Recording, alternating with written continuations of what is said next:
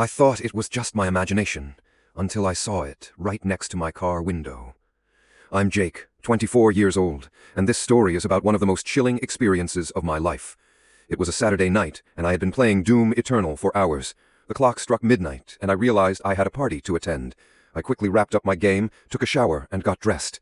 Excitement was building up as I prepared to head out. As I left my house, the night air was cool and oddly still. I got into my car, and as I was about to start driving, I noticed a fleeting shadow out of the corner of my eye. It looked like a dark liquid mist, but when I turned to look directly, it was gone. I chalked it up to a trick of the light and drove to the convenience store to pick up some Doritos. The store was quiet, and I grabbed my snacks and headed back to my vehicle.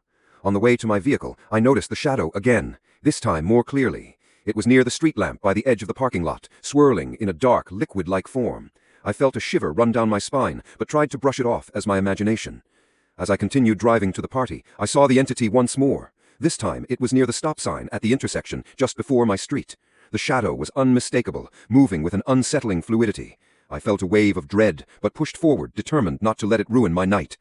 Upon arriving at the party, I glanced out the window of the house and saw the entity again. It was now near the large oak tree in the neighbor's yard, just outside the window.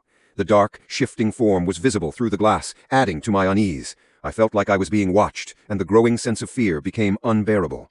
Deciding I needed to leave, I hurried back to my car. As I sat in the driver's seat, the entity appeared once more. It was now directly visible, moving right next to the parked cars in front of my vehicle.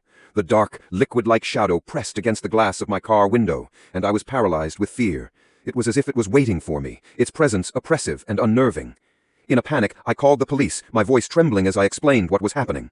They assured me they would send someone immediately. I stayed in the car, watching the entity through the window. It seemed to move closer, its dark form becoming more defined as it pressed against the glass. When the police arrived, they searched the area thoroughly. They looked around the stop sign, the neighbor's yard, and the surrounding streets, but found nothing unusual. They reassured me it was likely a trick of the light or a result of stress. Despite their assurances, I was unconvinced.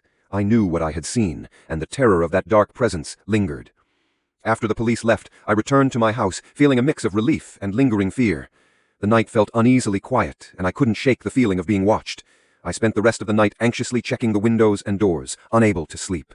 The memory of that dark, liquid-like entity remains with me, haunting the edges of my mind. I hope it was just a figment of my imagination, or an overactive mind, but the experience was so vivid and terrifying that I can't forget it. That dark, shadowy presence, moving from the street lamp to the stop sign, from the oak tree to my car window, still sends chills down my spine.